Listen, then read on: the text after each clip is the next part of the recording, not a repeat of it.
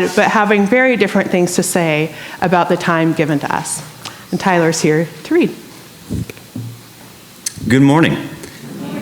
Our first reading this morning is from Exodus chapter 20, verses 8 through 11.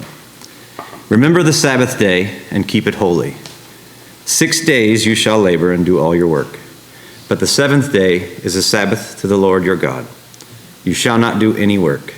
You, your son or your daughter, your male or female slave, your livestock, or the alien resident in your towns. For in 6 days the Lord made heaven and earth, the sea, and all that is in them, but rested the seventh day. Therefore the Lord blessed the Sabbath day and consecrated it. Our second reading this morning is from Ecclesiastes, chapter 3, verses 1 through 8. For everything there is a season, and a time for every matter under heaven. A time to be born, and a time to die. A time to plant, and a time to pluck up what is planted. A time to kill, and a time to heal. A time to break down, and a time to build up. A time to weep, and a time to laugh. A time to mourn, and a time to dance.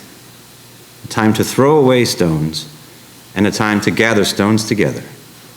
A time to embrace, and a time to refrain from embracing. A time to seek, and a time to lose. A time to keep, and a time to throw away.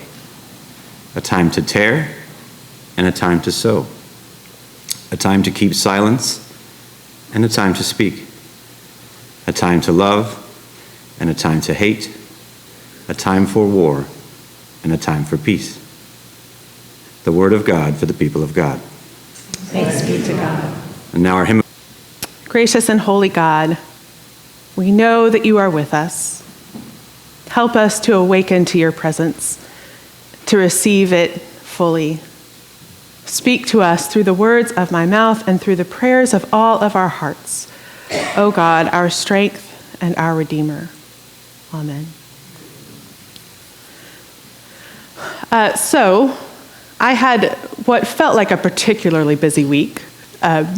Although I went to see Ruth this week and I said, oh, it's just a really busy week. And she said, you always say that. I'm like, I do always say that. I have become that person who just brags about busyness, which is not the person I want to be. But it's a busy time of year for the church. We have a lot of things kind of getting back into gear and some new projects that we'd like to do. But this church stays pretty busy as a rule. There are 2 glorious weeks in August where nothing ever happens. And I just kind of whisper, don't let the secret out. And that is when Kay decides she's going to paint every room in the building. And so she just has to have something to do. So she painted the fellowship hall in August, and that was great. But it just feels like it's a season of activity, right? There's a lot to do. There's a lot before us, a lot of opportunity. It's another season of newness, a lot like January 1st. And I had one day this week where it just started to feel a little overwhelming. Have you had those days where your list is so long and you think, I'm not going to do it. This is going to be a crash and burn day where I don't get through it all. And I was driving to a meeting, and I was reflecting on this, and I was thinking, I don't fully know what I was thinking about, but I was thinking that there was something I wanted to read. And I wanted to be one of those people who just, like Martin Luther, I'm so busy today, I'm going to take the first 3 hours in prayer. And I'm just going to read my Bible, and I'm going to read some commentaries, and I'm going to ponder all these things. And I'm going to write about it, and I'm going to grow in wisdom and in faith. And I'll do that on Monday. And it never kicks in. When Monday comes around, Monday's got a list of its own. And I was lamenting that I don't have time to do that. And I was thinking about some of our empty nesters here in the church who do have time to do that and who forward me things that they've read and say, I've got this book that you should read. And I was feeling grateful that they shared at least snippets of what they were getting so that I could have something. Later this day, I was at a church meeting with some folks, and we were talking, and we said, did you see the picture on Facebook of a church family's first day at kindergarten? Did you see that? And we were talking about how cute it was, and this person said, it just took me right back to our daughter's first day of kindergarten 20 years ago. And I realized here I am spending my day thinking what my life is going to be like 20 years from now when I can sit and read. And here was this person thinking about what their life was 20 years ago when they had that kindergartner going off to school. And I know there's a lesson here about appreciating where you are in the moment and not wishing your life away or wishing for what has been. And that's always a good lesson to grab onto and to try to live out. But what I appreciated of that day was actually community, was this place where time and community intersect. And that we cannot live both of those times at the same time, but we can share them with one another. And it's so important to do that we actually need that from each other. I need at least some secondhand quiet and pondering and wisdom from those around me who can spend time doing that. And those who can do that need the newness that comes with the sharpened pencils and the new backpacks and the kids going off to do a little nervous thing and start school for the first time. We need to share those experiences together because in that way we do get them both. We get the fullness of life, the fullness of this time that God has given us. So then I spent the rest of my week thinking about that intersection between time and community and how those things feed each other or inform each other. So we have two passages from Scripture this morning that I've chosen because time is one of our greatest gifts from God. And so our faith has something to say about time. So we have two passages. They're both quite different. They're different types of literature, and they're written for different purposes. So this passage from Ecclesiastes, there is a time for everything under heaven.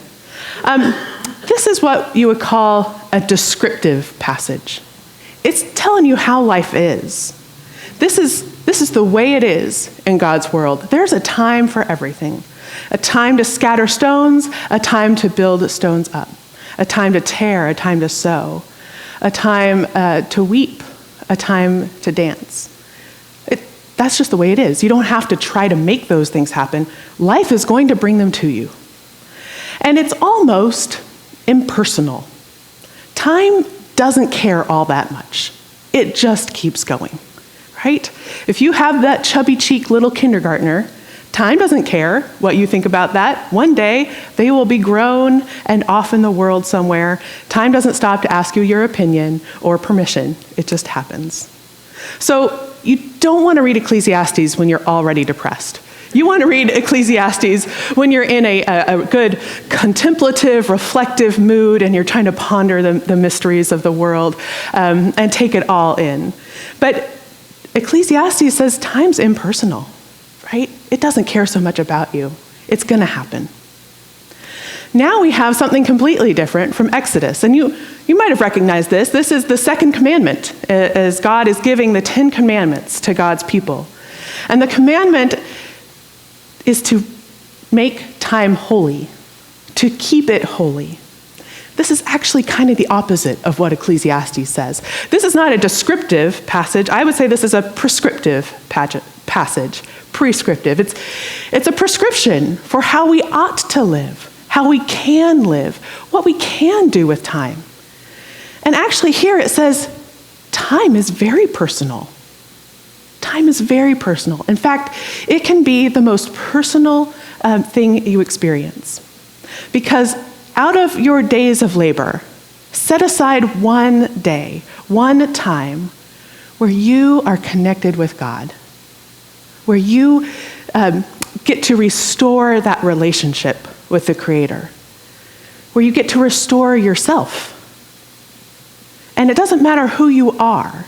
It doesn't matter what the work is that you've been given to do, whether you are a householder, a landowner, or whether you are a servant, or whether you are even an alien resident in the land. You might not belong, but in God's house you do belong, and you are owed time to reconnect with your Creator. This time, this Sabbath time, this holy time, is so personal because it is your way back to God. It's your way to remember who you are and whose you are. Now, we are American Protestants. We have a long tradition that we come out of, for better or for worse. And sometimes our tradition has taught us things that are not super helpful. And sometimes around Sabbath, I think we've gotten a poor message about it. I remember reading, I might have told you this before, in the Little House on the Prairie books. Did anybody read those? Do you remember Laura on Sabbath day? She wasn't allowed to do anything. She had to sit on a chair. She wasn't allowed to do any work. For kids, that meant no play. And the only thing she could read was the Bible. And it just sounded awful, and she hated it. So we had this idea of Sabbath that Sabbath is what you're not allowed to do. You're just not allowed to do the fun stuff, and you have to go to church. This maybe was not the most helpful message here. Sabbath is not a restriction of what you can't do. Sabbath is a gift. It's a restoration. Today, Oprah might call it self-care, right? This is the ultimate, the original self-care. But it's not about pedicures and ice cream. It's about time to put aside the work and to remember that you are a child of God. Has anybody ever gotten sick and you think, I don't have time to be sick, right? What happens? Your life keeps going on, and all the things you thought you had to do, they readjust. And even if things don't readjust, the world does not stop. That's a good lesson for us. We can stop even when we think we can't. And we can reconnect. Sabbath is our gift, and it can be easy to think of Sabbath as one more thing we have to do. I don't have time to stop. Thank you, Martin Luther, with your 3 hours of prayer, but I cannot get that done. So I thought about, again, this intersection of time and community, and how we spend a few hours of our Sabbath day coming to church, and we are together. And I would hope, and I think, that we are here not because we have to be here, or because some commandment is forcing us to be here, but because this is what helps us remember who we are. Our time together helps us remember whose we are, that we belong to God. I feel like we come because we are a blessing to each other. Just as we have blessed our little ones this morning and lifted them up, they've blessed us. We bless one another. So maybe our Sabbath time is not about scheduling things out and not doing and putting aside, and maybe it's about coming together with the people who share our time, who share our love, and who can bless one another.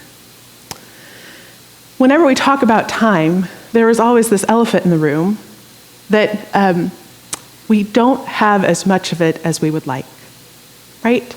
Our time is finite, and we know that. We don't want to spend a whole lot of time thinking about that, but we're always aware of it. I read on Facebook today from a friend from junior high who in all other times and places I would have completely lost touch with, but now I'm privy to her inner workings of her mind every day. I don't even know what she does, but a colleague that she works with passed away unexpectedly this week in their late 50s. And all the rest of the colleagues were talking about this person and how they felt about him. And they were saying things like, oh, he was so kind. He really was very kind-hearted, more so than we acknowledged. And he was very witty, and he brought a lot of care and compassion to his work. And they realized that none of them had shared these thoughts with him. Because in our culture, you don't go to work and kind of bare your soul and tell people exactly what they mean to you. You go to work and you have a professional relationship and you get your tasks done and you ask little questions about each other. And she said, I don't want to live like that, where people don't know what they mean to me. She had had less time with this person than she thought she would, and it made her realize that the time she had was more important than she realized it was. And she wanted to spend her time blessing others. She didn't want to let that opportunity to bless go by. And so she wanted, in his memory, to live where she told people what she appreciated about them. She wanted to bless them. My dad told me a couple of years ago, he had an old colleague from like 30 years before just call him up out of the blue one day and said, Ken, I have a terminal diagnosis. And so I just want to reconnect with people. And I wanted to let you know, you really made a difference in my life.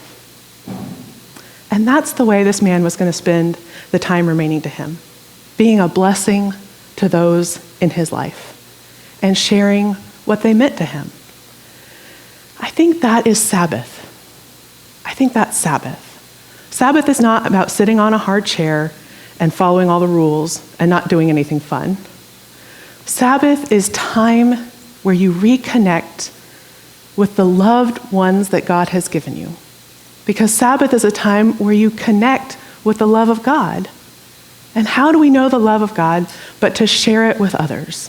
That's the greatest commandment, right? Love the Lord your God and love your neighbor as yourself. And so Sabbath is a time of loving your neighbor the way you love God and the way God has loved you. So we're in a season of time where we are conscious of the changing of the seasons, where pumpkin spice and football are back, right? And the leaves are changing, the kids are going off to school. We're remembering those times when it was us, or maybe we're dreaming about the times when we're over the back to school adjustment. We're conscious of time. Can we be also conscious of blessing? Can we be conscious of the ways that we can bless one another and we can love one another? And can we let that love reconnect us with God so that we remember who we are and whose we are? Thanks be to God. Amen. Friends, why don't we invite our